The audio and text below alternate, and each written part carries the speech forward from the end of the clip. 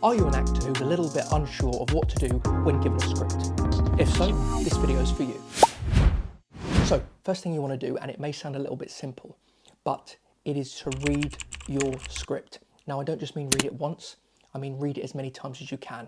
Famously, actors like Anthony Hopkins, Cate Blanchett are a big advocate of doing this. So first of all, read your script just to get some initial thoughts, instinctive feelings that come up. Things might pop out to you, just anything and everything in that first initial read, taking your character out of it. Don't pay attention to your character, just read the thing as a whole. Then read it again and really try to get an understanding of the storyline, the through line, the plot, what is going on for everyone. Then you want to read it knowing who your character is and looking at it more from the character's point of view. What does your character say, do? What do other people say about your character? What do other people do to your character? What does your character say about other characters? Really thinking about it from your character's point of view. Then continue to read it just to discover new things. When we take the pressure off having to read it and make sure we understand everything, and actually we've done those reads already, we've made notes, we've looked at it. Now it's just about consuming the material, burying yourself in the material and seeing what else pops up. You never know what might pop up. Something really interesting, maybe nothing, but you've got to give yourself that chance. Read, read, read again. Next thing you want to do is break your script up. Now, I find a really nice way to do that is looking at events and objectives.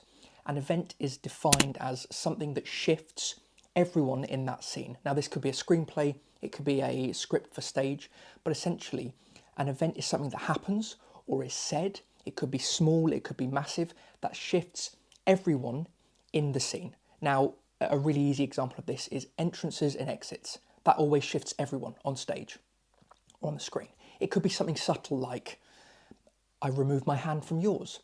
That could be enough within the context of the scene to shift the person that's done it and shift the person that has had that happen to. An event is something that shifts everyone. When there is a new event, your character's objective changes. Now, just to brush up on objectives, if anyone's unclear, an objective is what your character wants from the person or people they are speaking to or in a scene with. For example, right now, I want to get you to understand what events and objectives are.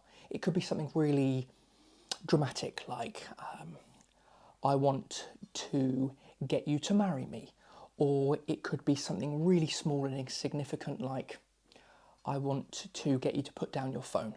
I find that phrasing an objective as I want to get X, Y, Z from whoever makes sure it's active and focused on the other person. Next, you want to write your thoughts and your subtext. And by that I mean, what is the character's thought process between what someone says to you that gets you to what you then say in response? What is the thought process between what you say to what you're thinking while the other character's speaking, and then what you say again? Then the other thing is subtext. So your character might say something like, I'm fine, thanks, but actually they might be thinking and feeling, I'm not fine, I'm really angry.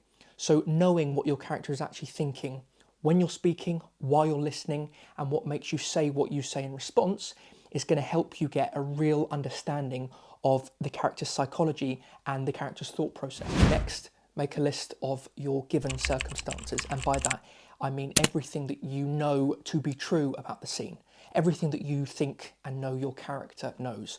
Age, name, backstory, context to where they are, what time of day it is, etc, etc. And also, and maybe even more importantly, what happens or has just happened immediately before your scene begins. What is your character thinking and feeling immediately before the camera starts rolling or immediately before the scene starts on stage? And then lastly, we want to focus on the what. What is your character doing to get closer to their objective, to get closer to achieving their goal? Now, it doesn't have to be physically, it could be verbally, it could be in the way that they are speaking, but what is your character doing at all times to get closer to achieving their objective? Follow for more tips on acting, public speaking, and communication.